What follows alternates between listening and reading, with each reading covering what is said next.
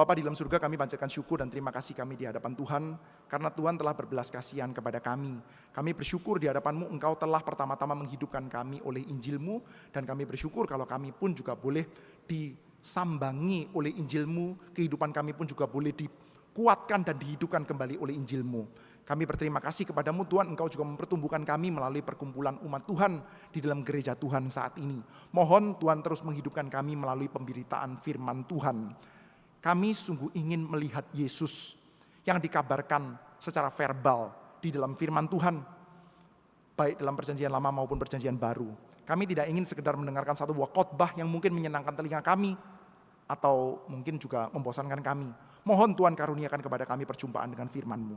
Terima kasih ya Tuhan, kiranya nama-Mu dipermuliakan. Dalam nama Tuhan Yesus kami bersyukur dan berdoa. Amin. Saudara-saudara sekalian, kita masih bersama-sama akan melihat bagian-bagian kehidupan masyarakat Yehuda atau masyarakat Israel, khususnya pada masa era pasca pembuangan. Nah, saya mengajak kita untuk di dalam beberapa pertemuan ke depan, saudara. Nah, ini juga pada masa-masa Advent kok pas padahal nggak dipasin, saudara. Kita akan melihat dari kitab Esther. Kita tidak akan melakukan ekspositori Esther saudara. Mungkin Esther akan dibahas, mungkin yang pasal 1 seluruhnya dan pasal 2 ayat 1 sampai dengan ayat 12. Saya membaca ayat 1, saudara membaca ayat 2. Demikian seterusnya sampai dengan pasal 2 ayat yang ke-12 ya. Pasal 1 ayat 1. Pada zaman Ahasiweros, dialah Ahasiweros yang merajai 127 daerah mulai dari India sampai ke Ethiopia. Di atas tata kerajaannya di dalam benteng Susan. Pada tahun yang ketiga dalam pemerintahannya diadakanlah oleh Baginda perjamuan bagi semua pembesar dan pegawainya, tentara Persia dan Media, kaum bangsawan dan pembesar daerah hadir di hadapan Baginda. Di samping itu Baginda memamerkan kekayaan kemuliaan kerajaannya dan keindahan kebesarannya yang bersemarak, berhari-hari lamanya sampai 180 hari. Setelah genap hari-hari itu maka raja mengadakan perjamuan lagi 7 hari lamanya bagi seluruh rakyatnya yang terdapat di dalam benteng Susan. Daripada orang besar sampai orang kecil bertempat di pelataran yang ada di taman istana kerajaan.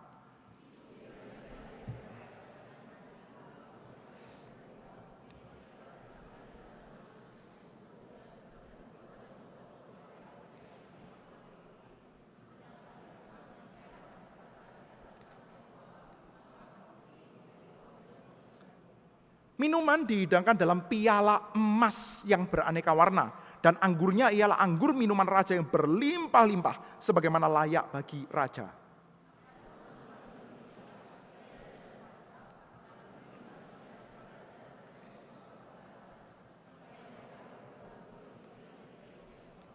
Juga Wasti sang ratu itu mengadakan perjamuan bagi semua perempuan di dalam istana Raja Ahasiweros.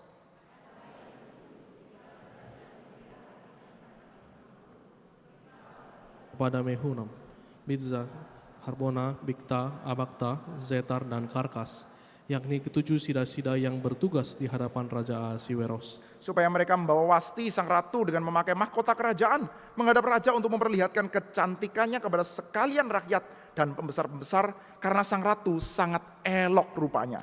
Tetapi Ratu Wasti menolak untuk menghadap menurut titah raja yang disampaikan oleh sida-sida itu, sehingga sangat geramlah raja dan berapi-apilah murkanya. Maka bertanyalah raja kepada orang-orang arif bijaksana, orang-orang yang mengetahui kebiasaan zaman, karena demikianlah biasanya masalah-masalah raja dikemukakan kepada para ahli undang-undang dan hukum. Adapun yang terdekat kepada Baginda ialah Karsena, Setar, Admata, Tarsis, Meres, Marsena, dan Memukan, ketujuh pembesar Persia dan Media, yang boleh memandang wajah raja dan yang mempunyai kedudukan yang tinggi di dalam kerajaan. Tanya raja, apa yang harus diperbuat atas Ratu Wasti menurut undang-undang, karena tidak dilakukannya titah Raja Ahasiweros yang disampaikan oleh sida-sida? Maka sembah Memukan di hadapan raja dan para pembesar itu, Wasti sang ratu bukan bersalah kepada raja saja, melainkan juga kepada semua pembesar dan segala bangsa yang di dalam segala daerah Raja Ahasiweros. Karena kelakuan sang ratu itu akan merata kepada semua perempuan, sehingga mereka tidak menghiraukan suaminya. Apabila diceritakan orang, Raja Ahasiweros menitahkan supaya Wasti sang ratu dibawa menghadap kepadanya, tapi ia tidak mau datang. Pada hari ini juga istri para pembesar raja di Persia dan Media yang mendengar tentang kelakuan sang ratu akan berbicara tentang hal itu kepada suaminya, sehingga berlarut-larutlah penghinaan dan kegusaran. Jikalau baik pada pandangan raja, hendaklah dikeluarkan suatu titah kerajaan dari hadapan Baginda dan dituliskan di dalam undang-undang Persia dan Media sehingga tidak dapat dicabut kembali, bahwa Wasti dilarang menghadap Raja Ahasiweros dan bahwa raja akan mengaruniakan kedudukannya sebagai ratu kepada orang lain yang lebih baik daripadanya. Bila keputusan yang diambil raja kedengaran di seluruh kerajaannya, alangkah besarnya kerajaan itu, maka semua perempuan akan memberi hormat kepada suami mereka, daripada orang besar sampai kepada orang kecil. Usul itu dipandang baik oleh raja, serta para pembesar. Jadi tindaklah raja sesuai dengan usul Memukan itu. Dikirimkanlah oleh Baginda surat-surat ke segenap daerah kerajaan.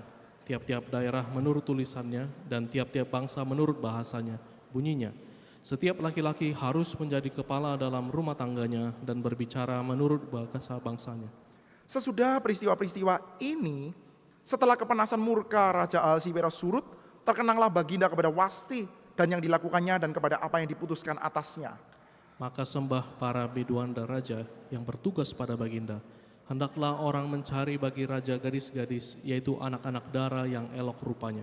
Hendaklah raja menempatkan kuasa-kuasa di segenap daerah kerajaannya, supaya mereka mengumpulkan semua gadis, anak-anak dara yang elok rupanya, di dalam benteng Susan, di balai perempuan, di bawah pengawasan Hegai, sida-sida raja, penjaga para perempuan, hendaklah diberikan wangi-wangian kepada mereka. Dan gadis yang terbaik pada pemandangan raja, baiklah dia menjadi ratu ganti Wasti. Hal itu dipandang baik oleh raja dan dilakukanlah demikian. Pada waktu itu, ada di dalam benteng Susan seorang Yahudi yang bernama Mordekai bin Yair bin Simei bin Kish, seorang Benyamin. Yang diangkut dari Yerusalem sebagai salah seorang buangan yang turut dengan Yekonya, Raja Yehuda, ketika ia diangkut ke dalam pembuangan oleh Raja Nebukadnezar, Raja Babel. Mordekai itu pengasuh Hadasa, yakni Ester, anak saudara ayahnya. Sebab anak itu tidak beribu bapa lagi. Gadis itu elok perawakannya dan cantik parasnya. Ketika ibu bapaknya mati, ia diangkat sebagai anak oleh Mordekai. Setelah titah dan undang-undang raja tersiar dan banyak gadis dikumpulkan di dalam benteng Susan, di bawah pengawasan Hegai, maka Ester pun dibawa masuk ke dalam istana raja, di bawah pengawasan Hegai para penjaga perempuan. Maka gadis itu sangat baik pada pemandangannya dan menimbulkan kasih sayangnya. Sehingga Hegai segera memberikan wangi-wangian dan pelabur kepadanya. Juga 7 orang dayang-dayang yang terpilih dari isi istana raja. Kemudian memindahkan dia dengan dayang-dayangnya ke bagian yang terbaik di dalam balai perempuan. Ester tidak memberitahukan kebangsaan dan asal-usulnya karena dilarang oleh Mordekai. Tiap-tiap hari berjalan-jalanlah Mordekai di depan pelataran balai perempuan untuk mengetahui bagaimana keadaan Ester dan apa yang berlaku atasnya. Tiap-tiap kali seorang gadis mendapat giliran untuk masuk menghadap Raja Ahasiweros dan sebelumnya ia dirawat menurut peraturan bagi para perempuan selama 12 bulan. Sebab seluruh waktu itu digunakan untuk pemakaian wangi-wangian, 6 bulan untuk memakai minyak mur dan 6 bulan lagi untuk memakai minyak kasai serta lain-lain wangi-wangian perempuan. Sampai di sini pembacaan Alkitab kita, saudara. Saudara-saudara sekalian, kita mengingat-ingat ya, ini adalah masa pasca pembuangan. Dan sedikit kita ingat-ingat pembuangan itu apa sih? Pembuangan itu adalah penghukuman yang dikenakan oleh Tuhan kepada bangsa Yahudi. Karena mereka sudah banyak sekali berbuat dosa, melanggar titah Tuhan, menyembah berhala, dan pada efeknya menjalankan pemerintahan dengan bengis. Lalu menumpahkan begitu banyak darah di Yerusalem. Maka Tuhan Allah memukul mereka seturut dengan apa yang sudah dikatakan oleh Tuhan Allah di dalam kitab Ulangan. Kalau kamu berubah setia dari Tuhan, kamu menyeleweng dari jalan Tuhan, maka kamu akan dicabut dari tanah perjanjian, kamu akan dibuang berserak-serak. Begitu saudara ya. Jadi saudara, mereka betul-betul akhirnya diserang oleh Nebukadnezar, lalu Yerusalem dihancurkan, bait suci Yerusalem dihancurkan, tembok-tembok Yerusalem dibongkar, dan mereka pun diangkut pergi ke Babel, saudara. Nah itu kita kenal sebagai exile atau pembuangan, saudara. Dibuang itu dibuang di mana, saudara? Dibuang di Babel. Nah namun saudara, kalau kita mengatakan dibuang di Babel, kita masih mengerti bahwa Babel itu adalah satu buah kekaisaran yang jadi dibuang di Babel itu tidak berhenti, mereka cuma berada di dalam satu buah settlement saja. Jadi bangsa Yehuda itu pada waktu dibuang, dia lokasinya di mana? Oh, di kanal Sungai Kebar. Ya iya sih salah satunya, tetapi ada banyak saudara. Jadi ada banyak daerah di mana mereka itu memang disebar-sebar saudara. Ada perkampungan-perkampungan Yahudi, ada, tapi ya terpisah-pisah saudara. Karena wilayah Babel itu adalah wilayah yang sangat luas saudara. Dan kita tahu sudah, setelah Babel, maka Babel itu akhirnya dikalahkan oleh kekuatan yang baru, yaitu kekuatan Persia. Ketika Babel dikalahkan oleh Persia, maka ada seorang raja Persia yang sangat terkenal. Ini dinubuatkan by name, ya. Namanya ada di dalam kitab Yesaya, yaitu siapa? Raja Kores. Maka Raja Kores ini sudah oleh perkenanan Tuhan Allah membuat satu buah dekret, membuat satu buah keputusan kekaisaran, yaitu bahwa seluruh bangsa Yahudi mereka diperbolehkan untuk pulang ke tanah Yerusalem. Jadi mereka dipersilakan untuk balik lagi ya ke Timur Tengah ya, tanah Kanaan itu. Mereka boleh balik ke sana, lalu mereka membangun ulang Yerusalem dan membangun ulang bait suci Yerusalem. Itu yang kita kenal sebagai pulang dari pembuangan. Beberapa minggu ini kita membahas hal ini Saudara. Dan kita melihat ya, ini adalah sesuai dengan apa yang sudah dijanjikan oleh Tuhan jauh-jauh hari di dalam kitab Ulangan. Saya coba bacakan sedikit Saudara. Ulangan pasal 30 ayat 4 sampai ayat 9. Menunjukkan bahwa apa yang dijanjikan oleh Tuhan itu tepat tergenapi. Tuhan sudah pernah berjanji jauh hari dan akhirnya betul-betul mereka mengalami pembuangan, tapi mereka betul-betul akan dipulangkan oleh Tuhan Allah. Ulangan pasal 30 ayat 4 sampai 9. Sekalipun orang-orang yang terhalau daripadamu ada di ujung langit. Nah, ini bukan cuma di kekaisaran Babel ya. Kalau sampai ada orang yang dibuang, buangnya kejauhan sudah sampai ke Andromeda sudah ya. Ada yang kebuangnya kejauhan ya, sampai ke ujung langit. Let's say ya, orang-orang buanganmu itu terhalau daripadamu sampai ke ujung langit. Dari sana pun Tuhan Allahmu akan mengumpulkan engkau kembali. Dari sana pun Ia akan mengambil engkau. Tuhan Allahmu akan membawa engkau masuk ke negeri yang sudah dimiliki oleh nenek moyangmu. Dan engkau pun akan memilikinya pula. Ia akan berbuat baik kepadamu, membuat engkau banyak melebihi nenek moyangmu. Dan Tuhan Allahmu akan menyunat hatimu dan hati keturunanmu, sehingga engkau mengasihi Tuhan Allahmu dengan segenap hatimu, dengan segenap jiwamu, supaya engkau hidup. Tuhan Allahmu akan menjauhkan segala sumpah serapah itu kepada musuhmu dan pembencimu, menjatuhkan itu kepada pembencimu yang telah mengejar engkau. Engkau akan mendengarkan kembali suara Tuhan dan melakukan perintahnya yang kusampaikan kepadamu pada hari ini. Tuhan Allahmu akan melimpahi engkau dengan kebaikan dalam segala pekerjaanmu, dalam buah kandunganmu, dalam hasil ternakmu, dan dalam hasil bumimu. Sebab Tuhan Allahmu akan bergirang kembali karena engkau dalam keberuntunganmu, seperti Ia bergirang karena nenek moyangmu dahulu.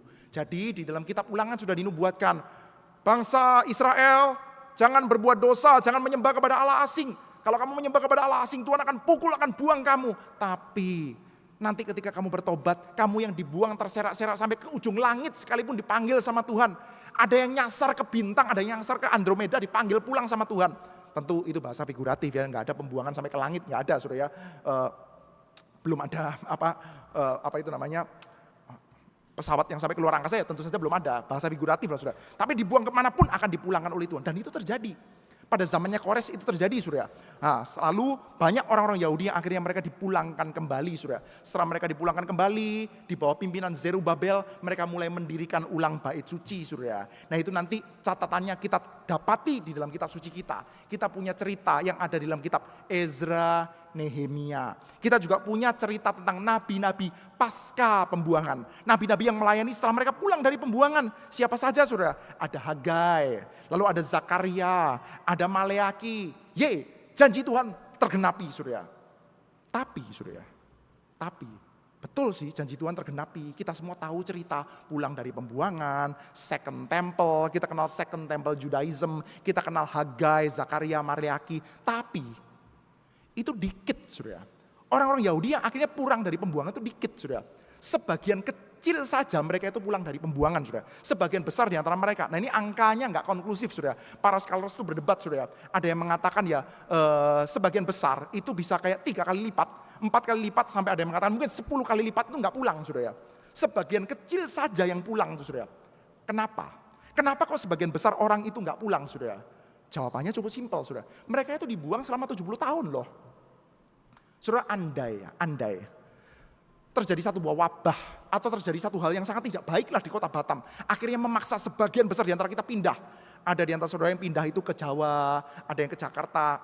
Jakarta sih Jawa juga sih ya. Tapi ya oke lah gitu ya. Ada yang pindah ke Medan, ada yang pindah ke Pontianak, ada yang pindah ke Jawa. Di Jawa itu ada banyak kota-kota Saudara. Lalu selama Anda itu pindah itu 70 tahun Saudara. Setelah 70 tahun tentu saja Anda sudah menikah, sudah punya anak, mungkin sudah punya cucu, sudah punya bisnis, sudah punya toko, sudah tiba-tiba saja dikatakan, Batam sudah nggak ada wabah, pulang yuk. Anda pulang nggak? Kira-kira siapa yang mau pulang, saudara? Sedikit yang mau pulang, saudara. Yang mau pulang itu cuma sebagian kecil orang yang kira-kira kayak gini keadaannya, saudara. Yang pertama, saudara, ya kita bisa tebak ya. Secara psikologi orang-orang yang akhirnya mau pulang adalah orang-orang yang mungkin kurang berhasil di dalam membangun bisnis. Peruntungannya kurang bagus, saudara. Atau ya gimana ya, mengalami kesulitan ekonomi terus di tempat perantauan, ya sudahlah pulang lagi ke Batam, mungkin oke. Ya udahlah kita pulang ke Yerusalem. Sekarang lagi difasilitasi juga sama Raja Kores, ya sudahlah pulang. Karena pada waktu itu sudah keadaan Yerusalem, keadaan Yudea juga nggak bagus. Keadaan Yerusalem itu kan nggak bagus ya, janji Tuhan sih kelihatannya bagus, tapi di Yerusalem nggak bagus sudah. Mereka mengalami konflik domestik, mengalami kegagalan panen, mengalami kesulitan ekonomi, mengalami musuh-musuh juga yang nggak suka sudah mereka balik sudah ya. Sehingga sudah, ya sudahlah keadaan kita sudah baik-baik. Kita yang dalam tempat yang berbeda-beda ini keadaan kita sudah baik-baik. Jadi sudah, ya pertama mereka mungkin adalah orang-orang yang gagal secara ekonomi, baru mereka mau pulang. Atau yang kedua, golongan ultranasionalis. Kehidupan saya sudah bagus loh di negeri Persia ini, tapi saya mencintai Israel, mencintai Yehuda, maka mereka pulang. Adalah yang seperti itu sudah. Banyak atau dikit? Ya dikit lah. Kebanyakan orang ya pragmatis-pragmatis saja, kayak saudara dan saya sudah. Kita ini sebagian besar kan ideologinya ya pragmatis-pragmatis saja sudah ya. Yaitu apa sudah? Ya yang penting makmur, sehat, kaya, ya udah. Ideologi dasarnya apa? Ya itu sudah. Kebanyakan di antara kita ya pragmatis-pragmatis saja. Kebanyakan orang ya kayak gitu sudah. Atau selanjutnya golongan agama. Lah ya masa kita ini agamanya Yahudi, dari rombongan imam nggak balik ke Yerusalem untuk melayani bait suci, kan ya aneh sudah ya. Jadi ya sebagian kecil saja sudah. Mungkin sekitar 40-an ribu orang sudah balik ke tanah Yudea sudah. Mereka orang-orang yang mungkin secara ekonomi nggak terlalu sukses, atau mereka super mencintai Yehuda, atau mereka sangat mencintai bait suci Yerusalem. Dikit saja sudah. Tapi sebagian besar di antara mereka nggak pulang. Mereka tetap ada dalam negeri pembuangan sudah. Oleh karena itu ya banyak akhirnya menjadi orang-orang Yahudi yang terdiaspora. Saudara ingat gak? Kalau saudara membaca di dalam kitab Kisah Para Rasul, pada waktu Pentakosta, ya kan? Pentakosta, Roh Kudus turun, lalu rasul-rasul berbicara di dalam bahasa yang banyak itu, bahasa yang berlain-lainan itu. Ada sampai Pontus, Bitinia, gitu saudara, Asia, lalu pendatang dari Roma, itu rasul-rasul saudara, tiba-tiba ngomong pakai bahasa Latin saudara ya. Loh ngapain saudara? Karena ada orang Yahudi di Roma saudara ya. Ada orang Yahudi di Pontus, Galatia. Saudara kalau lihat di dalam perjalanan misi Paulus saudara, perjalanan misi kedua saudara, misalkan ya, di Makedonia saudara, Eropa saudara, sampai ke Filipi, keluar pintu gerbang kota, ada tempat sembahyangnya orang Yahudi. Loh kok bisa ada orang Yahudi di sono saudara? Lalu nanti ke Akaya, di Korintus ya ketemu juga orang-orang Yahudi. Di Tesalonika ketemu juga orang Yahudi. Kok bisa ada orang Yahudi di Tesalonika itu ngapain saudara? Perjalanan misi ketiga sudah di Asia, di Efesus ada juga kumpulan orang-orang Yahudi. Kok bisa ada orang Yahudi di sana sudah? Ya karena sudah sejak mengalami pembuangan terdiaspora, yang pulang itu dikit. Banyak di antara mereka yang nggak mau pulang sudah, tersebar di mana-mana tempat yang sangat jauh itu, nggak mau pulang. Kita sudah make it, kita sudah lumayan sukses di sini. Ngapain kita mesti pulang lagi? Mempertaruhkan banyak hal, saudara. Saudara, kita sebagai orang Kristen ya, jadi Kristen ya oke lah, jadi Kristen boleh lah. Tapi sudah, kalau jadi Kristen dan menjalankan kekristenan kita dengan mempertaruhkan terlalu banyak hal, ya itu jadi urusan nomor 2 kan saudara ya. Apalagi harus mengorbankan banyak hal, itu urusannya jadi beda saudara. Kalau misalkan saudara ya, saya itu sudah ada di Makedonia. Pada waktu Persia ya, nyuruh kita pulang saudara, saya sudah kadung di sini, bisnis juga sudah lumayan oke. Terus kalau saya mengikuti ya Kores, dekrit, saya pulang ke tanah Yudea, saya mau ngomong apa? Gua punya bisnis loh di sana, sekarang kasih saya tanah loh, enak aja. Kan gitu kan saudara. Mempertaruhkan terlalu banyak hal. Jadi ya banyak di antara mereka akhirnya yang gak pulang saudara. Dan itulah setting yang kita dapati di dalam kitab Esther ini saudara. Settingnya adalah kerajaan Persia. Mereka gak pulang saudara. Setting kerajaan Persia, warisan dari kerajaan Babel. Setting yang luas sekali saudara. Dunia internasional saudara. Oleh karena itu kita melihat ya, di dalam kitab ini Kae disebut sebagai orang Yahudi. Esther atau Hadasa disebut sebagai orang Yahudi. Saudara baca di dalam kitab Raja-Raja, pernah nggak ada raja disebut sebagai orang Yahudi? Ya enggak saudara, tanah Yudea ngapain orang disebut sebagai orang Yahudi saudara? Saudara, ada orang namanya Akira Toriyama. Hidupnya di Tokyo. Kira-kira dia disebut enggak the Japs? Ya enggak lah saudara. Kalau ada orang namanya Wong Fei Hung, saudara. Hidup di Beijing abad 21, saudara. Cina satu itu. Ya enggak ada yang bilang gitu, saudara. Ya, semua orang Cina di sana, saudara. Semuanya Tiongkok, ya Tionghoa, saudara. Ngapain disebut sebagai Cina itu? Ya kalau Wong Fei Hung ada di mana, saudara? Madura, begitu ya. Ya Cina itu, begitu kan, saudara. Satu aja Wong Fei Hungnya. Lainnya namanya ya nama-nama Madura lah, saudara ya. Nah, tapi kalau Wong Fei Hung di Beijing ya nggak perlu disebut sebagai the Chinese, sudah nggak perlu. Nah sama sudah, di sini sudah Mordekai disebut sebagai Jews, orang Yahudi itu. Hadasa juga disebut sebagai Jews, atau Esther disebut sebagai Jews, orang Yahudi itu. Karena apa? Karena settingnya adalah kekaisaran kafir. Bahkan ya, Esther itu dikenalnya sebagai Esther. Sudah di sini ada yang namanya Ibu Esther, bukan Ibu Hadasa gitu kan ya. Ada Ibu Hadasa, nggak ada itu. Esther itu kan nama Persia, sudah. Bahkan ya, dia itu memang sengaja mempopulerkan dirinya dengan nama Persia. Kayak saya mempopulerkan diri saya dengan nama Eko, saudara. Saya itu baru tahu kalau nama saya Eko itu kelas 6 SD, saudara. Sebelumnya mulai kecil orang manggil saya Paekwan. Tetangga-tetangga yang orang Jawa ya, nggak bisa sebut Paekwan gitu ya. Pekwan, dibilangnya begitu lah, saudara. Mama saya manggilnya Paekwan, papa saya semua panggilnya Paekwan, saudara. Tahunya saya Paekwan, mau masuk TK sudah baru dikasih tahu. Nanti kamu kalau sekolah ditanya namanya siapa? Bilangnya Eka Arya. Baru tahu saya namanya saya Eka Arya, tapi waktu TKA sudah belum bisa. Jadinya namanya siapa? Ekaria. Jadi teman-teman saya ada yang manggil saya Karya, ada yang manggil saya Ekaria, sudah. Ekaria, Karya, macam-macam sudah. Sampai kelas 6 SD baru lihat akte kelahiran. Oh ternyata bukan Eka tapi Eko, sudah. Mau Eptanas sudah kan harus lihat akte kelahiran kan, sudah. Dan ya ternyata punya nama Eko itu lebih mudah daripada punya nama Paekwan. Sebagai orang Tionghoa di Jawa lah, sudah ya.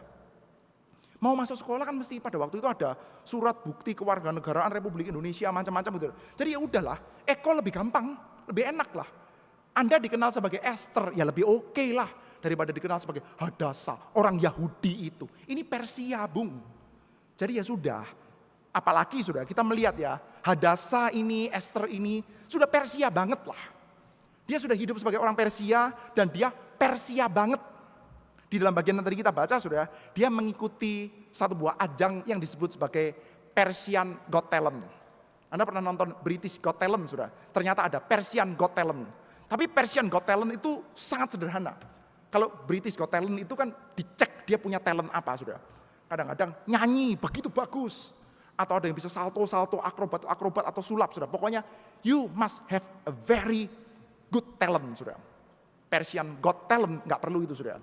Persian Got Talent cuma butuh satu hal, yaitu apa? Sexually attractive, dah. Sexually attractive. Kamu menarik bagi laki-laki dan khusus kamu bisa menarik bagi satu orang laki-laki yang namanya adalah Xerxes atau Ahasiweros. Ya besar kemungkinan dia Xerxes sudah. Ya Xerxes. Sudah pernah nonton film 300 sudah. Tentu banyak mitologinya sudah. Tapi itu kan battle-nya ada betulan sudah. Battle of Thermopylae sudah. Itu kemungkinan rajanya sama ini dengan ini sudah. Ini cuman disebutnya pakai bahasa Ibraninya jadi Ahasuerus sudah. Xerxes kemungkinan sama. Kalau kita cek sudah data-data historisnya itu ada mirip-mirip sudah. Yaitu rajanya punya kekuatan yang sangat gede jadi tumpul otaknya. Nah itu mirip sudah. Penasihat-penasihatnya juga tumpul otaknya sudah. Sudah bayangkan sudah bertempur ya Battle of Thermopylae itu kan ceruknya sempit sudah, bawa pasukan 200.000, itu kan konyol ya. Mirip sudah dengan begini sudah. Saudara lomba sama saya di dalam satu buah gang sempit. Saya naik motor, motor 125 cc, saya naik motor. Anda bawa mobil Ferrari yang gede dan ceper sekali, sementara jalanannya itu agak bergelombang sudah. Anda mulai gas, wrong. Sama saya naik motor, menang saya sudah. Apalagi jalanan macet sudah, bisa begini, bisa naik trotoar juga sudah. Anda bawa Ferrari nggak bisa sudah. Itu kan konyol ya, konyol, bodoh aja. Rajanya bodoh, penasihat-penasihatnya juga borderline idiot sudah. Tapi biasanya sudah, orang kalau kuat banget, besar banget, hebat banget, kekuatannya sangat besar, nggak terlalu butuh pinter kan sudah. Cukup kalau bahasa Jawanya itu geradakan saja biasanya yang menang. Anda nggak bisa bela diri, tapi badan Anda besar sekali. Anda melawan ahli martial arts sudah, tapi umur 7, Anda menang kok tetepan gitu. Wah ini jago kungfu, dia bisa salto, tapi umur 7 sudah. Berat badannya berapa? 27. Nah gitu. Anda berat badan 80 sudah. Anda nggak usah bela diri sudah. Ini yang mau kungfu macam-macam dipegang begini aja udah nggak bisa gerak sudah.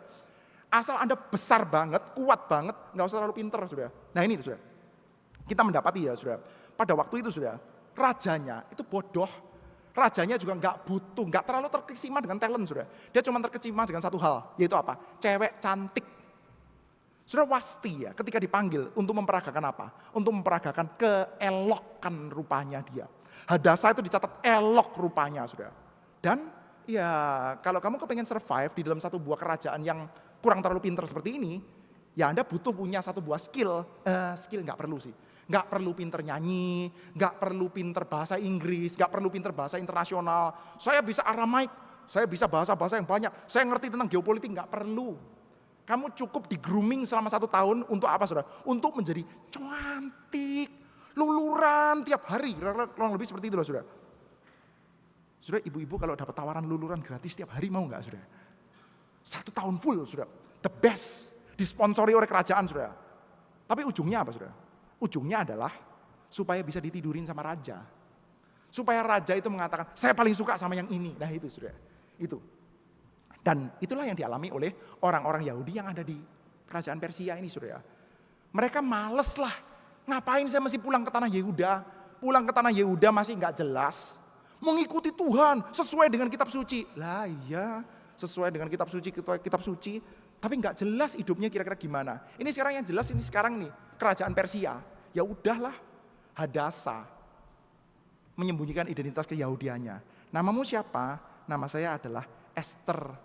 Dikasih segala macam fasilitas yang paling cantik. Supaya apa? Supaya bisa dipakai oleh raja. Saudara, sedikit banyak ya saudara ya. Ini kan agak sedikit mirip ya dengan kehidupan masyarakat zaman sekarang. Saya akan coba sedikit tunjukkan kemiripannya ya. Zaman sekarang itu ya saudara. Kita ya, orang tua yang mencintai anak sekalipun ya. Berusaha untuk memasukkan anak-anak kita itu ke dalam training camp. Training camp kerajaan. Sekolah yang terbaik. Ya. Les yang terbaik. Mau tidur, mau main, enggak, les, gitu ya, les, supaya kamu menjadi orang yang lebih baik, supaya apa sih saudara? Supaya kamu bisa dipakai, cuman dipakainya bukan sama Ahasiweros sih, supaya kamu bisa digagahi saja, cuman digagahinya bukan sama Ahasiweros, ya kurang lebih mirip. Kalau perempuan diperkosa secara seksual, kalau laki-laki diperkosa, artinya dibeli hidupnya, supaya hidupmu itu mau dipakai sama perusahaan ini, perusahaan itu, perusahaan ini, saya akan dedikasikan seluruh hidup saya untuk memperlengkapi kamu supaya kamu bisa dipakai. Itu cara hidup Persia, sudah mirip lah sama kita, sudah. Terus gimana? Nggak boleh begitu, dosa begitu. Memang sih di Alkitab kita punya sih cerita-cerita yang keren-keren, sudah. Kita punya cerita kayak Daniel, itu keren banget kan, sudah ya. Daniel, sudah. Ada di Kekaisaran Babel. Daniel, kamu mau dipakai sama Nebukadnezar? Oke, silakan. Kamu makan makanan yang dipersiapkan khusus. Kamu mau di grooming khusus untuk dipakai sama Nebukadnezar. Daniel bilang, makanan ini najis, gua tolak. Jangan lu, ntar kita dihukum. Udah cek saja. Nanti kalau badan saya kurus-kurus, badan saya ternyata letoy-letoy, lemah-lemah gara-gara makan sayur, maka udah kamu silakan. Saya akan ikutin kamu. Tapi Tuhanku hidup. Nah begitu. Dah saya makan sayur saja, sehat. Kayak Andes sudah gitu ya. Makanya sayur aja sehat, tapi sudah sedikit anomali sudah. Tapi ya itu mujizat lah sudah ya. Mujizat itu terjadi juga di antara kita, saudara. Saudara, begitu. Kamu tidak boleh berdoa meminta apapun saja kepada siapapun saja. Nah gitu ya. Gak boleh minta apapun saja kepada siapapun saja selama 30 hari. Kecuali berdoa dan minta kepada Raja Darius. Daniel, saudara. Gak peduli. Di dalam Daniel pasal 6, saudara. Demi didengarnya Daniel perintah itu. Dia naik berdoa menghadap kepada reruntuhan Yerusalem, saudara. Langsung menghadap kepada reruntuhan Yerusalem. Ada konsekuensi yang ditanggung, ada. Masuk ke dalam gua singa, tapi singanya langsung jadi cute semua, saudara. Singanya jadi apa ya, saudara? Jadi cute semua, saudara. Padahal itu singa yang garang sekali kan, saudara. Singa yang nantinya, saudara, para pembencinya itu ketika masuk belum sampai dasar gua sudah diremukkan, saudara. Ini singa yang garang, saudara. Tapi ya itulah Daniel, saudara. Kita masih punya juga, saudara, Sadrak, Mesak, Abednego. Saya tidak mau menyembah patungnya Nebukadnezar. Masuk dalam dapur api, nggak takut. Masuk, sudah. Masuk dalam dapur api, 4 orang di sana, sudah. Begitu keluar 3, bau api pun nggak ada, sudah. Kita memang punya cerita keren-keren kayak gini, sudah. Jadi gimana, sudah? Mari kita mengikuti Daniel. Mari kita mengikuti Sadrak, Mesak, Abednego. Mari kita mengikuti Nehemia. Nehemia tapi kan hidup di dalam negeri asing juga ya. Menjadi pelayan Persia juga, tapi otaknya itu Yerusalem terus, saudara. Saudara, Anda baca dalam kitab Esther, saudara. Mana ada Esther lah, Mordekai lah, those Jews. Orang-orang Yahudi itu, mana ada yang mikirin Yerusalem, saudara. Kagak ada yang mikirin Yerusalem. Semuanya cuma mikir, gimana caranya saya hidup. Dan caranya saya hidup adalah, shh, kamu nanti jangan ngaku ya kalau kamu Yahudi. Kalau ditanya namanya siapa? Esther. Ya. Kayak saya pada waktu usia 4 tahun. Nanti kalau ditanya namanya siapa? Eka Arya, gitu ya. Oke, Ekaria, gitu kan dia. Jadinya Karya sudah namanya. Ini kalau masih ada temen TK sudah manggilnya Karya, masih sudah ya. Tapi ya sudah nggak pernah ketemu lagi sudah. Jadi sudah didoktrinasi seperti itu. Jangan. Loh kok nggak seperti Daniel? Nggak seperti Sadrak, Mesak, Abednego? Ya Daniel, Sadrak, Mesak, Abednego memang keren, saudara. Memang ada di dalam Alkitab kita. Tapi yang keren-keren kayak gitu, yang hebat-hebat kayak gitu, dan mengalami pelepasan-pelepasan besar dari Tuhan kayak begitu, itu kan jumlahnya dikit ya saudara. Jumlahnya dikit, munculnya juga jarang di dalam Alkitab. Ya memang Alkitab kita isinya banyak catatan-catatan kayak gitu sih. Tapi yang nggak dicatatkan lebih banyak ya saudara. Yang kebanyakannya cerita hidup itu ya cerita hidup kayak saudara dan saya, kayak Esther saudara.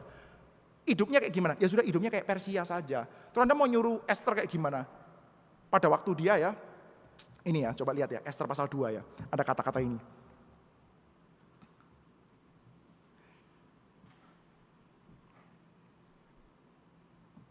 Saya bacakan ya. Setelah titah dan undang-undang raja tersiar dan banyak gadis dikumpulkan dalam benteng Susan di bawah pengawasan Hegai, maka Esther pun turut dibawa masuk ke dalam istana raja di bawah pengawasan Hegai, penjaga para perempuan. Maka gadis itu sangat baik pada pemandangannya dan menimbulkan kasih sayangnya. Sehingga Hegai segera memberikan wangi-wangian dan pelabur kepadanya. Juga 7 orang dayang-dayang yang terpilih dari isi istana raja. Kemudian memindahkan dia dengan dayang-dayangnya ke bagian terbaik dalam balai perempuan. Lalu tiap-tiap kali seorang gadis mendapat giliran untuk masuk menghadap Raja Ahasiweros. Dan sebelumnya ia dirawat menurut peraturan bagi para perempuan selama 12 bulan. Sebab seluruh waktu digunakan untuk pakaian wangi-wangian, 6 bulan untuk memakai minyak mur, 6 bulan lagi untuk memakai minyak kasti, serta lain-lain wangi-wangian perempuan. Esther dikhususkan, di-grooming khusus sekali. Dan semua perempuan-perempuan di seluruh wilayah Persia yang cantik-cantik dipikir, dilulur tiap hari kasih wangi-wangian 1 tahun khusus. Ini kalau fighter UFC itu masuk training camp 4 bulan. Atau 5 bulan. Bertanding khusus training camp 4 bulan. Supaya bisa bertanding 3 ronde masing-masing 5 menit sudah. Nah ini sudah ya, mereka masuk training camp 1 tahun. Luluran, kasih makanan yang terbaik, luluran, kasih makanan terbaik. Supaya apa? Supaya nanti performance-nya bagus di atas ranjang bersama dengan Ahasiweros. Nanti Ahasiweros akan pilih 1 yang jadi permaisuri. Sudah, jadi Esther mestinya gimana? Pada waktu dia mau dilulur, dia tanya, ini lulur bahannya apa? Saya nggak mau pakai bahan-bahan najis ya, Yahudi, Jus gitu ya. Ini kasih makanan-makanan yang sehat nih, daging kuda atau daging apa, lele atau apa gitu ya. Antioksidannya banyak loh. Nggak bisa. Ikan tidak bersisi. Ini haram bagi saya. Babi hutan haram bagi saya. Memamah biak tidak berkuku belah haram bagi saya. Najis, begitu saudara. Lalu saudara, pada waktu dipanggil sama Ahasiweros. Oke, Esther, sekarang giliran kamu. Naik ranjang. Bilang begini, Tuan, saya adalah orang Yahudi. Dan saya tidak boleh berhubungan seksual di luar consuming pernikahan yang seperti ini, najis namanya. Atau dia bilang gini, Tuan, kalaupun akhirnya kita berhubungan seksual dan kamu menyukai saya, kalaupun akhirnya saya mau dijadikan permaisuri sama kamu, saya tidak bisa. Kenapa? Karena kamu kafir. Kamu memang raja, tapi kamu tidak bersunat, kafir. Saya tidak sudi menikah dengan orang kafir. I am a Jew. Suruh Esther kayak begitu. Ya enggak bisa lah. Yang benar saja, kuno itu. Yang kayak begitu itu siapa? Ya Daniel lah, boleh. Sadrak, Mesak, Abednego kayak gitu, boleh lah. Tapi Esther, ya masa suruh kayak gitu juga? Ya berat lah, susah. Jadi kan ucapannya mirip sama kayak saudara yang saya katakan, saudara. Ya susah lah. Masa suruh kayak Sadrak, Mesak, Abednego kayak gini, ya susah lah. Anak saya pernah cerita, saudara, tentang Sadrak, Mesak, Abednego. Setelah dia cerita, selesai saya bilang, jadi kita mesti gimana setelah mendengar cerita ini? Kita mesti berani masuk ke dalam api. Berani masuk ke dalam api. Yang benar saja itu. Dia permen 1 direbut aja mungkin nangisnya itu 2 jam loh gitu ya. Ini berani masuk dalam api, ngomongnya barangan gampang itu ngomongnya. Tapi jalani betulan ya susah. Apalagi coba lihat, ini siapa? Ahasiweros. Ahasiweros itu diperkenalkan di dalam Esther pasal pertama ya. Sebagai ini Pada zaman itu ketika Raja Ahasiweros bersemayam di atas tahta kerajaannya. Ini ya. Pada zaman Ahasiweros, dialah Ahasiweros yang merajai 127 daerah mulai dari India sampai Ethiopia. Menguasai daerah begitu luas dari India sampai Ethiopia, sudah. Dan dia punya kemewahan ya. Satu orang penulis mengatakan seperti ini ya. Kemewahan kayak begini. Ya, kemewahannya tadi sudah melihat ya. Kemewahan yang modelnya kayak gitu sudah ya. Adalah satu buah kemewahan ini ya sedikit ya. Tirai-tirai dari kain lenan, mori halus dan kain ungu tua, terikat dengan kain lenan halus dan ungu muda bergantung pada tombol-tombol perak di tiang-tiang marmar putih. Katil emas dan perak ditempatkan di lantai pualam, mawar putih, gawang dan pelinggam. Ini benda apa ini sudah ya? Lalu sudah, anggur minuman raja berlimpah-limpah sudah. Minuman dihidangkan dalam piala emas. Piala emas dipakai buat minum sudah, emas loh. Sudah kalau zaman sekarang itu ada emas satu jatuh gitu, segini sudah berapa gram itu sudah? 1 gram harganya berapa itu sudah ya? Emas dipakai buat minum sudah ya. Ini kemewahan yang kayak gini sudah. Sebelumnya sudah bisa ketemu di mana sudah? Gambaran yang dekat ya dengan kemewahan kayak gini itu sudah. Catatan kitab suci kita itu di mana sudah? Bait suci Yerusalem yang udah hancur itu sudah. Oke lah. Di dalam kitab Hagai. Sudah pernah mendengar ya beberapa minggu lalu. Di dalam kitab Hagai sudah. Hagai mengatakan kemuliaan bait suci Yerusalem yang dibangun lagi ini. Kemuliaan second temple nanti akan melampaui kemuliaan yang pertama. Ini Esther sudah, bait sucinya udah dibangun. Zaman Esther ini bait sucinya udah dibangun sudah. Terus ditanya, loh kok kemuliaannya enggak melampaui yang pertama? Kapan kemuliaannya melampaui yang pertama? Nanti. Kemuliaan yang bisa kamu nikmati seperti yang dijanjikan dalam kitab suci itu kapan? Nanti. Sudah coba dengerin hamba Tuhan ngomong sudah ya. Dengarkan ya. Saudara sekalian, bersabarlah. Tuhan akan menyatakan kemuliaannya. Tuhan akan menyatakan kebesarannya. Tuhan akan menyatakan pertolongannya. Amin sudah. Nah, sedikit kan sudah aminnya. Oke, apa-apa sudah ya. Kenapa kok aminnya sedikit? Karena kalau Anda kalau mau ngomong amin kenceng-kenceng kalau ditanya, kalau boleh jujur kan dalam hati nanya, kapan Pak? Kapan itu bisa terjadi? Saya jawabnya kapan sudah? Di dalam waktu yang paling tepat. Sudah. Nanti ketika Tuhan pandang paling tepat waktunya Tuhan akan berikan. Bilangnya gitu sudah. Nanti sudah. Nah sekarang Esther mengalami kapan? Sekarang. Nah ini sekarang kemuliaannya, kamu tunggunya nanti ya. Orang Yahudi menantikannya nanti. Bait suci Yerusalem sudah dibangun tapi belum terjadi itu. Nanti, tenang. Nah itu jadi kerjaannya nabi-nabi pasca pembuangan itu sudah.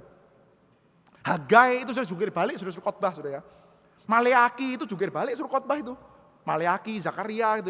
Itu orang-orang Yahudi sudah yang sudah pulang ke tanah Yudea sudah pulang di Yerusalem, mulai malas-malasan sama bait suci, mulai kasih persembahan ngawur-ngawuran, sudah kasih persembahan binatang cacat dan lain sebagainya sudah. Sampai Maleaki itu ngomong, kamu itu ya menghina Tuhan. Kok bisa menghina Tuhan? Lah kamu kasih persembahan kayak begini. Saudara kalau baca dalam kitab Maleaki kan seperti itu ya. Mereka dimarahin sama Maleaki itu. Kamu kasih persembahan ini ya kepada bupatimu pun nggak mau. Kamu kasih kepada pembesar itu nggak mau. Sudah lihat ya, kalau Anda sebagai pengusaha, sebagai bisnismen sudah ingat ya, pada waktu saudara itu ketemu sama pejabat, Anda tahu Anda mesti entertain dia, ngajak ini dan ngajak itu sudah. Itu kan kita mesti memberikan yang terbaik ya sudah. Kita memberikan kayak begitu sudah. Mau dibawa ke gereja sudah kayaknya terlalu mahal ya. Mau dipakai untuk pekerjaan Tuhan terlalu mahal, tapi kalau buat entertain sudah. Itu dikatakan sama Maleaki sudah. Kamu kasih bupatimu aja, seperti kayak persembahan yang kamu kasih ke gereja, bukan ke gereja ya, ke bait suci. Itu bupatimu nggak mau merasa terhina, apalagi Tuhan. Itu sudah Maleaki khotbah jungkir balik, karena mereka bertanya, lah ya janji Tuhan nggak tergenapi. Katanya kemuliaan Tuhan dinyatakan di dalam bait suci, sekarang kok nggak terjadi. Kapan jadinya bernubuat lagi gitu kan? Kapan ya?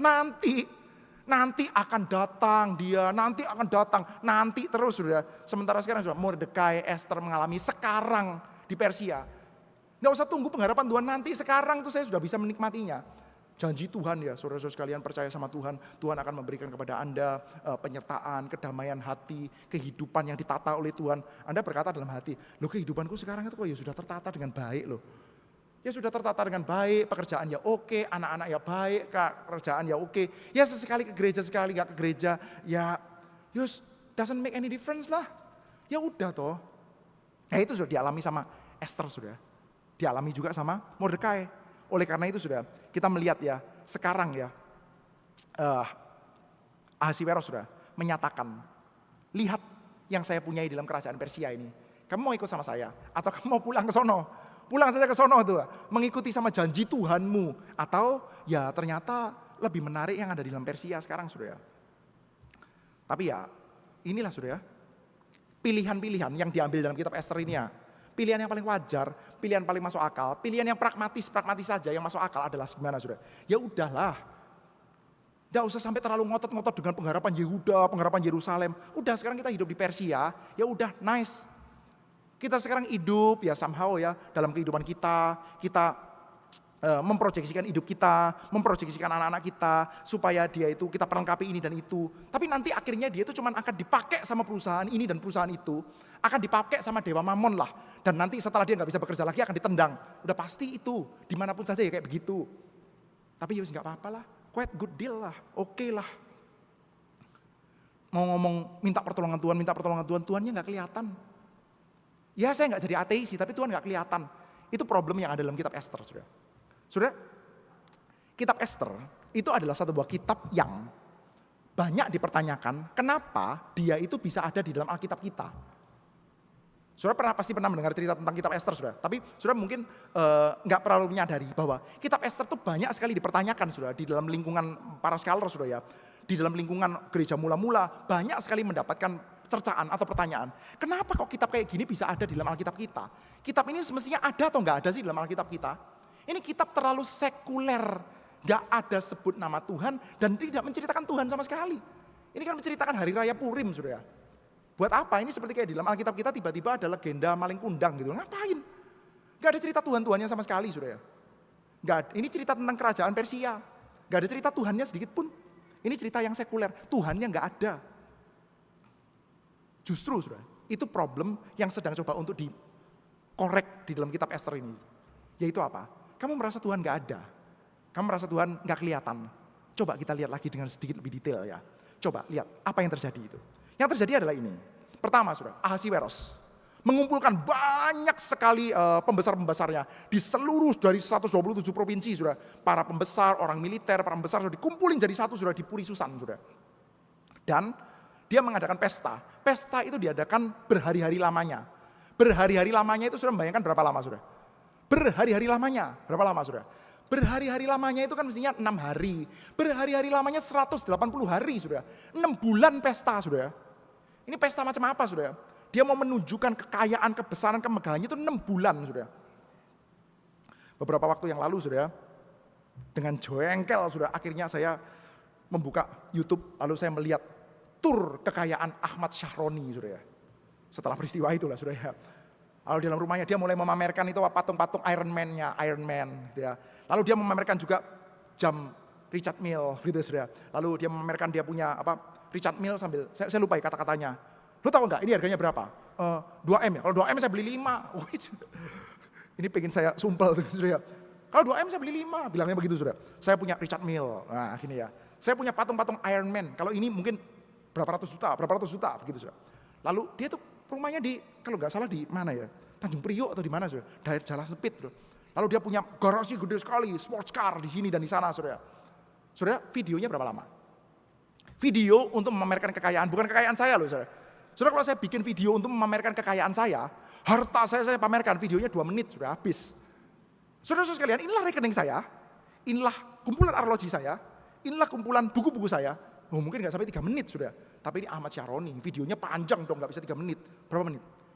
30 menit. Atau berapa lama sudah? Orang kaya sudah, paling banter sudah. Sudah kalau ajak saya tur lah. Saudara yang rumahnya besar sekali, ajak Anda tur ke rumah Anda. Pak lihat kamar ini, saya punya home gym Pak. Saya punya ini, saya punya ini, saya punya ini. Saya punya mobil ini, saya punya mobil. Anda pamerin satu persatu sudah. Kira-kira butuh waktu berapa jam? Berapa jam sudah? 10 jam, waduh Anda sultan banget sudah begitu ya. Tapi ini 6 bulan sudah. Pameran kok 6 bulan sudah. Yaitu Ahasiweros kuatnya luar biasa. Dan dia memang harus memamerkan itu sudah. Supaya apa? Supaya orang-orang percaya bahwa we are invincible. Sebentar lagi kan kita mau perang menghadapi Yunani itu. Ya nanti ngelawan sama Sparta kalah itu sudah ya. Konyol sekali sudah. Tapi ya udahlah sudah. Kita melihat ya, harus pameran gitu supaya orang yakin dulu kita hebat nih sudah. Pameran kekuasaan yang sebesar itu sudah. Dan pada ujungnya, nih pameran yang paling puncak sudah. Ini cowok-cowok mabok sudah. Setelah pesta selama 6 bulan plus 7 hari, Karena nanti tambah 7 hari untuk rakyat jelata, saudara ya, di Puri Susan. Rakyat jelata juga diajak pesta. Setelah 7 hari, nih bagian yang paling puncak saya akan pamerkan di hadapan kalian. Yaitu apa? Istrinya. Ratu Wasti, jemput dia, suruh dia ke sini. Ratu Wasti, punya saya itu, yang paling cantik, yang paling saya banggakan. Suruh ke sini. Nggak mau datang, saudara. Saudara, ini orang yang paling berkuasa di dalam 127 provinsi, saudara. Dia paling berkuasa. Dia tidak berkuasa untuk manggil istrinya sendiri, saudara. Bukankah ini ironi, saudara? Ini mirip dengan saya memamerkan apa ya, saudara? Nggak ada bandingannya. Tapi Anda coba bayangkan, saudara. Saya memamerkan HP. Saya punya HP, ya. HP ini bisa, wah macam-macam. Saya pamerkan semua fitur-fiturnya, saudara. Setelah itu, saudara, bukannya jam ini kita ada rapat ya? Oh sebentar, saya telepon sebentar ya. Gak bisa dipakai buat nelpon, saudara. Itu kan, aduh.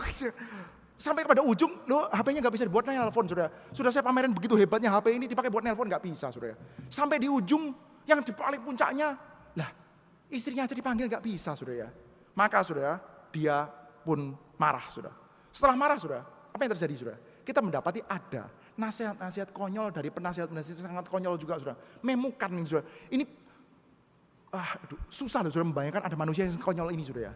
Yaitu apa, saudara? Istri gak mau dipanggil. Wah, ini adalah masalah national security. National security, saudara. Ya. Gara-gara pasti gak mau dipanggil, saudara. National security, saudara. Kalau seperti ini didengar, nah ini, saudara ya. Lihat ya, betapa ironisnya ya. Kata-kata seperti ini ya. Adapun, ini ya, saya bacakan ya. Maka sembah Memukan di hadapan raja. Wasti sang ratu bukan bersalah kepada raja saja, melainkan juga kepada semua pembesar dan segala bangsa yang ada dalam segala daerah Raja Ahasuerus. Karena kelakuan sang ratu itu, maka akan merata kepada semua perempuan, sehingga mereka tidak menghiraukan suaminya. Apabila diceritakan orang, Raja Ahasuerus memerintahkan supaya Wasti sang ratu dibawa menghadap kepadanya, tetapi ia tidak mau datang.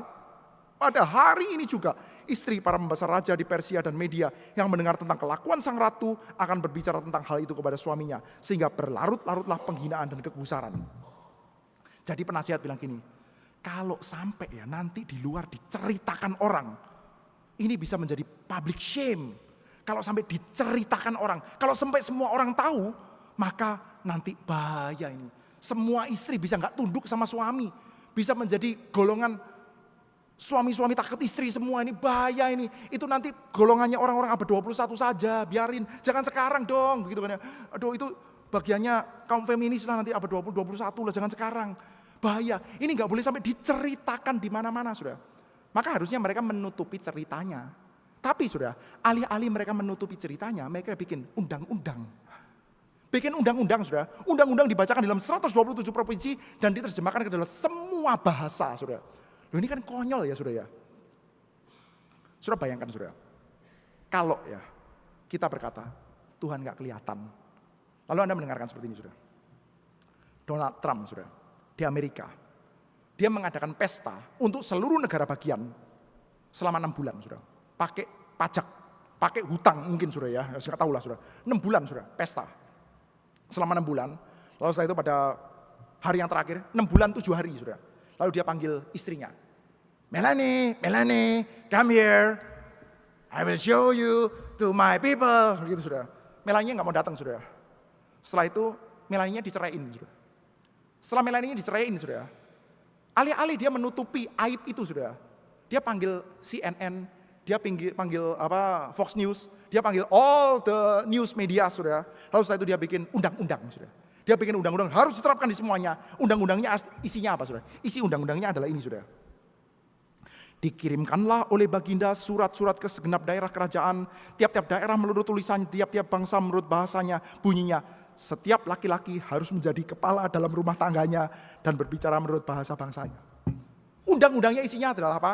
Laki-laki adalah kepala rumah tangga.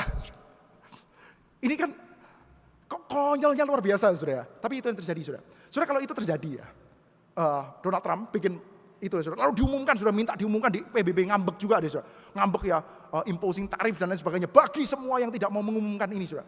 Semua laki-laki harus menjadi kepala rumah tangga, Saudara. Saudara kalau mendengarkan cerita seperti ini ya, Saudara akan mengatakan apa, Saudara? Tuhan sedang menghukum Amerika. Iya kan, Saudara ya? Tuhan sedang menghukum Amerika, ini lihat kenapa bisa ada kekonyolan seperti ini. Lalu lihat, Ratu Wasti dihukum. Hukumannya Ratu Wasti apa? Ratu Wasti tidak boleh menghadap kepada raja. Loh memang Ratu Wasti nggak mau menghadap raja, hukuman macam apa ini sudah? Ratunya itu memang nggak mau menghadap gitu. Ratu, Melanie, come here. Enggak, Melanie say no gitu. Oke, hukumannya adalah Melanie, don't come here. Ya memang gitu. Memang dia nggak mau datang sudah. Ini Ratu Wasti nggak mau datang dihukum supaya dia nggak mau datang. Loh ini gimana sudah? Ya itulah sudah. Konyol sudah, kebodohan yang kayak begini sudah terjadi sudah. Maka sudah, kita di satu sisi diajak untuk melihat. Nggak ada Tuhan, bener nggak ada Tuhan. Ini loh pilihanmu.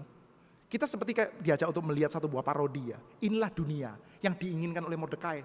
Inilah dunia yang diinginkan oleh Esther. Yaitu dunia apa? Dunia yang ajang pamer kekuasaan. Pamer kekuatan. Saya bisa bikin undang-undang. Saya bisa bikin hukum. Hukum yang saya bikin sesuai dengan selera saya. Hukum-hukum bodoh yang saya bikin sesuai dengan selera saya. Sesuai dengan kemauan saya. Kamu saya tekan. Dan betapa bodohnya orang-orang yang mau untuk ikut di dalam tekanannya dia. Kita melihat ya. Kamu pikir Tuhan gak ada? Tuhan ada. Tuhan nyata menunjukkan kebodohan pilihan dari orang-orang Yahudi. Yang akhirnya menganggap, ya udahlah Tuhan saya anggap sepi lah. Tapi saudara ya, kalau kita cuma berhenti sampai di sini ya. Saudara kan jadi bertanya ya. Jadi Pak, Tuhannya kelihatan dengan menunjukkan penghukuman ya kepada kita. Tuhan kelihatan dengan menunjukkan betapa bodohnya kita ya memilih dunia ya. Tuhan kelihatan dengan menyatakan betapa saya ini bodoh dan saya sekarang sedang dihukum oleh Tuhan ya. Saudara kita ini kan orang Kristen ya. Enggak. Kita nanti akan melihat ya. Di dalam perjanjian baru. Kita punya juga ya. Somehow yang nanti akan dipakai untuk menjadi figur penyelamat juga sudah. Seperti Esther. Nanti akan dipakai untuk menjadi figur penyelamat sudah Esther sudah. Dia akan menjadi semacam kayak orang buangan juga. Cuman kalau Esther itu dibuang dari Yerusalem ke Puri Susan. Saudara dan saya punya orang yang dalam tanda kutip buangan. Tapi dia bukan buangan karena terpaksa, buangan karena rela. Bukan dari Yerusalem ke Puri Susan. Tapi dari sorga ke Bethlehem.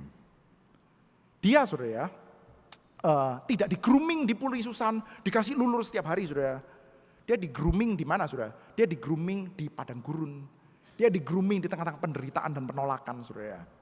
Dan ya agak ada miripnya dengan kitab Esther. Dalam kitab Esther kita mendapati Tuhan absen, Tuhan gak kelihatan. Dia juga mengalami Tuhan absen, Tuhan tidak kelihatan. Dia nanti kan akan berseru ya. Di dalam satu buah tempat yang kelihatannya gak ada kehadiran Tuhan. Dan dia bertanya, oh Allahku, Allahku, kenapa engkau meninggalkan aku? Gak kelihatan Tuhannya. Gak ada. Dari mana sekarang Tuhannya? Gak kelihatan tuh. Dia berseru itu. Saudara, kita mendapati ada absensi Tuhan juga. Tapi dari sana, bukankah saudara dan saya bertemu dengan kehadiran Tuhan, saudara? Saudara, kitab Esther itu memberikan satu buah cerminan ya. Keputusan-keputusan konyol, keputusan-keputusan bodoh, keputusan-keputusan yang kita anggap pragmatis dan masuk akal, saudara. Yang seringkali membawa kita kepada, ya masuk ke dalam dunia yang ya dunianya Persia, dunia bodoh, saudara. Tetapi saudara, mari kita berpikir sekali lagi, saudara. Apakah kita masih tetap mau mendedikasikan diri kita kepada kerajaan dunia yang bodoh, kerajaan dunia yang memamerkan kekuasaan, memamerkan kekuatannya, membuat hukum, membuat undang-undang sesuai dengan kehendaknya sendiri untuk kepentingannya sendiri?